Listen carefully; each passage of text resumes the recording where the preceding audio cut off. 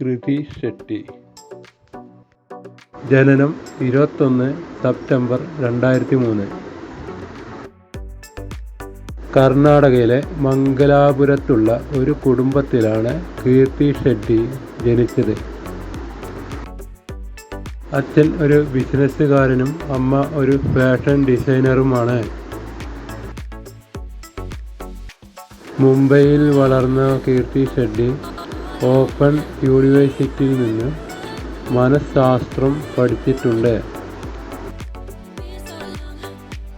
പഠിക്കുമ്പോൾ തന്നെ നിരവധി പരസ്യ ചിത്രങ്ങളിൽ അഭിനയിച്ചിട്ടുണ്ട്. മാതൃഭാഷ തുളു. തെലുങ്ക് ഭാഷാ ചിത്രങ്ങളിലാണ് കൂടുതൽ അഭിനയിക്കുന്നത്.